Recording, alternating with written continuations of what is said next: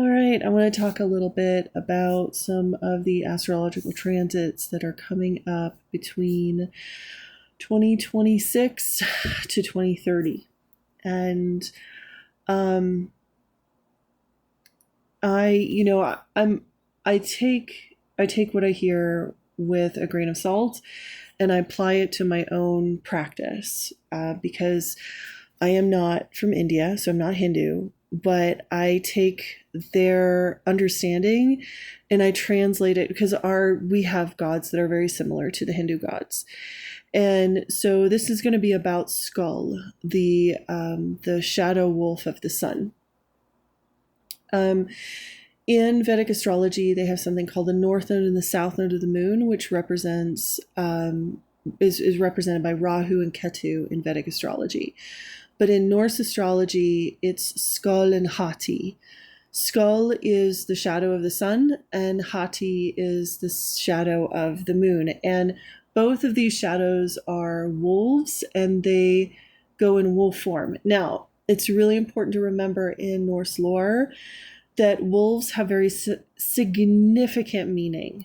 All right. Number one, they were the rider, they were ridden by Jotuns. So Jotun goddesses would ride wolves, whereas Asgardian goddesses rode horses. So they were the steed of the giants. And so they also were indicative of times of great distress and great fury, and also great delusion and great desire. One of the things about Jotunheimr is that is where we get our realm of unmet desires. Our yearnings come from Jotunheimr. And those desires can actually drive us mad. And in Norse lore, there is a bunch of lore about people who have destroyed their lives because they were caught in delusion and they went mad, and they weren't being grounded in their own practice. They weren't acting ethically. And one of the things it says in the Havamal is that it said, these words are good for the sons of men, but they are bad for the sons of Jotun. So in the coming years, you need to know every freaking stanza of the Havamal. Not only know it, you have to actively practice it. And you have to practice it when times are hard. Because if you don't, you're going to get caught up in these energies. All right? Skoll is no joke. So I came across some information. Now, I listened to a lot of different Vedic astrologers, and there have been a couple on here that, they can be kind of dramatic. So I'm like, okay, but some of what they were saying rang true. So I went online and I found a lot of different versions of different astrologers out there. And I found this one. I'm going to attach his video to my YouTube channel because I'm going to put this up on YouTube. I will put the link on my YouTube. So if you are seeing this in TikTok, just go to my YouTube channel. The first comment, I will put the link to this astrologer on YouTube who talks about the age of Rahu and why this has been going on since 1990. And why people are going so crazy, and why they're becoming more and more in delusion and dissociating from their bodies. And so portraying this back to Norse astrology. Okay, Skoll, one of his energies and his importance is, number one, he drives the sun. The sun is in its orbit because Skoll is there. And what does the sun do? The sun, Suna, illuminates all of the nine realms. And so the shadow of the sun is illumination without connection. So it is blind fury, blind going after delusion, and not having connection to the rest of the nine realms. So it's disconnection, usually from the lower realms. So what does that look like? So in layman's terms, let's think, okay, so if we are disconnected from Midgard, so we'll go Midgard down. If we're disconnected from Midgard, we are disconnected from our physical bodies, and we're pushing ourselves too hard. We're working too hard at our jobs. We are pushing ourselves too hard in our relationships. We're letting ourselves get stressed out. We're not getting enough rest. We're not getting enough adequate food. We're also contributing to companies that are actively polluting our environment. It looks like that. What does it mean if we are disconnected from Jotunheimr? We're disconnected from our true desires, our true needs, the true things that give us passion and pleasure. Svartalfheimr. We are disconnected from our creativity.